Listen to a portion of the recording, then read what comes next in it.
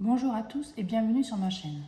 Comme vous avez pu le voir dans le titre, j'ai décidé de me lancer dans le système des enveloppes budgétaires.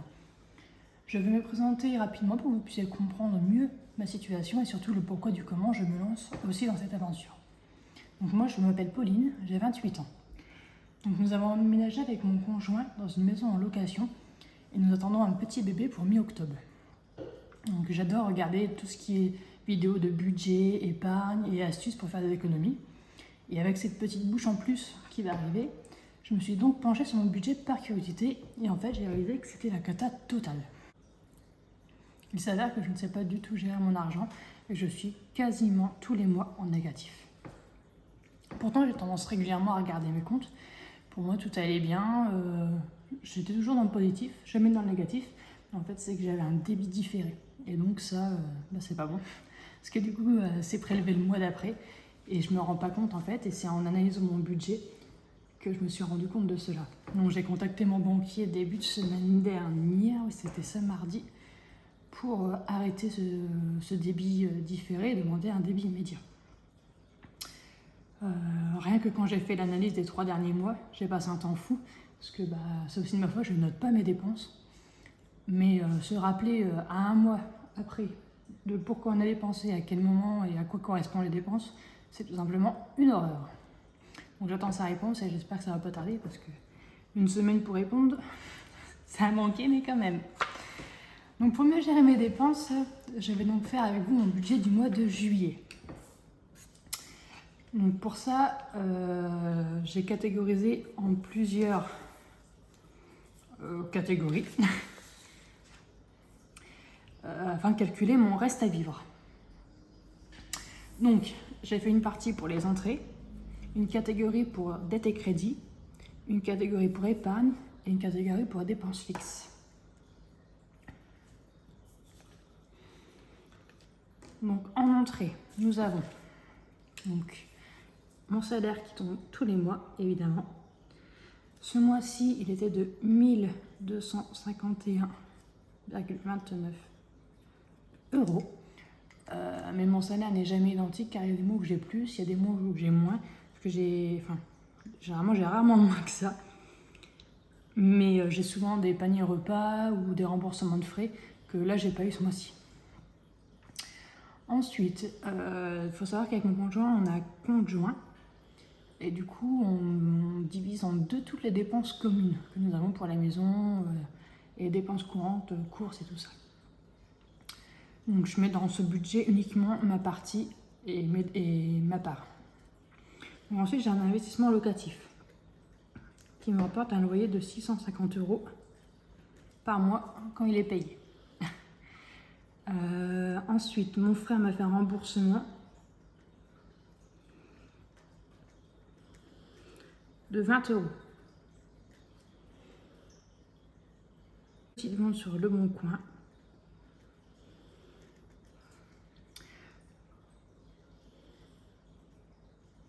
De 15 €. Ce qui me fait un total des entrées de 1936,29 €. Donc j'ai fait les petits calculs avant la vidéo, avant de filmer. Ensuite nous avons la catégorie dette et crédit. Donc là j'ai 3 crédits. Donc j'ai le crédit de mon investissement immobilier qui est de 413,27 €. Ensuite j'ai un crédit pour la voiture que j'ai avec mon compagnon du coup.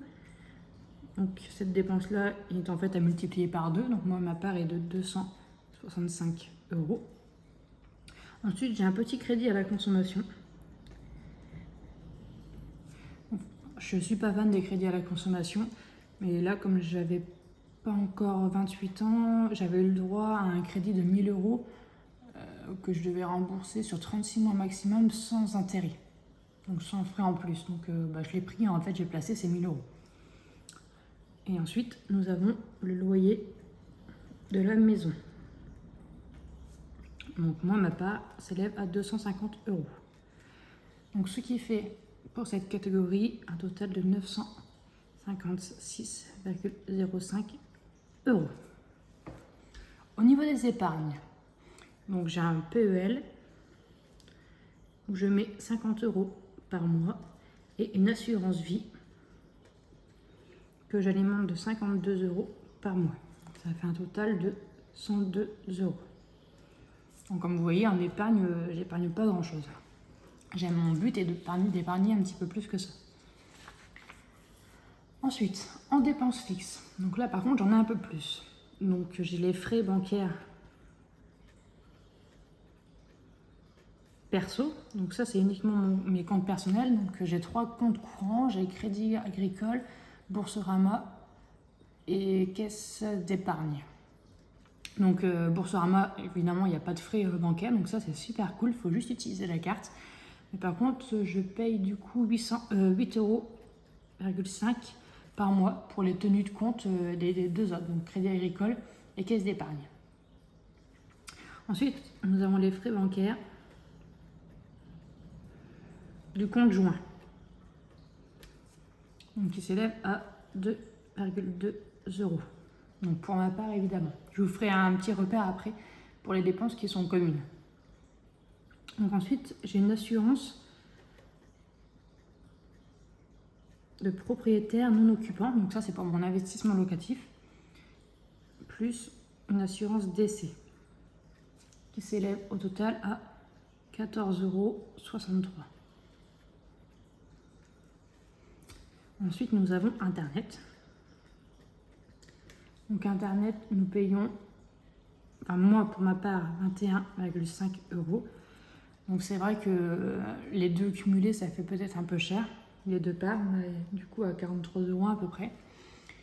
Mais par contre, mon conjoint fait beaucoup de télétravail, donc il a absolument besoin d'un bon débit, d'un bon réseau. Sinon, pour travailler, c'est assez compliqué. Donc là-dessus, par contre, on ne peut pas essayer de faire d'économies. Ensuite, nous avons une voiture avec un GPS intégré. Donc nous devons payer mensuellement l'abonnement qui s'élève à 10 euros total. Donc moi, ma part, elle est de 5 euros. Ensuite, il y a l'électricité. Donc ma part s'élève à 11 euros. Donc là, c'est 11 euros, 22 euros du coup pour l'électricité par mois. Donc c'est pas beaucoup.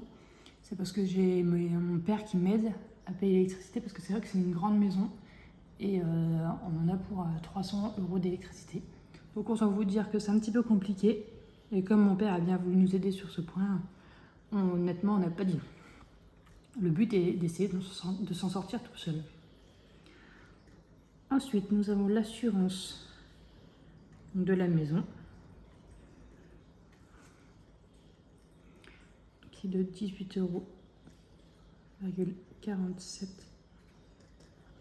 pour ma part. Et moi j'ai un petit stockage de 0,99 centimes pour stocker tous mes vidéos, photos de mon portable. Comme ça, je risque pas de les perdre si jamais je perds mon portable. Donc, ce qui fait un total de dépenses de 108,45 euros. Donc du coup, pour les dépenses qui sont communes avec mon conjoint, donc nous avons crédit voiture, nous avons les frais bancaires, nous avons Internet, le GPS de la voiture, l'électricité, l'assurance maison. Donc du coup, si on récapitule un petit peu tout ça, nous allons voir ce qui me reste à vivre, afin que je puisse répartir ensuite dans les enveloppes. Donc en entrée, on a 1936,29 euros. En dette, nous avons 956,05 euros. En épargne, nous avons 102 euros. Et en dépenses fixes, donc 108,45 euros. Donc ce qui fait un reste à vivre de 769,79 euros. Ce qui me paraît plutôt convenable. Donc n'ayant pas eu le temps de passer à la banque, je vous donne rendez-vous très vite dans une nouvelle vidéo pour le remplissage de mes enveloppes.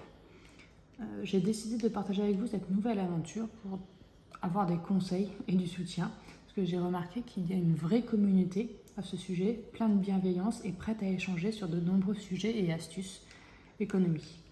Donc j'espère que vous allez m'aider à maintenir le cap et me soutenir. Dites-moi si cette vidéo vous a plu. Si c'est le cas, n'hésitez pas à vous abonner et à me laisser un petit commentaire pour m'encourager à continuer parmi vous. Merci beaucoup. Bonne journée à tous.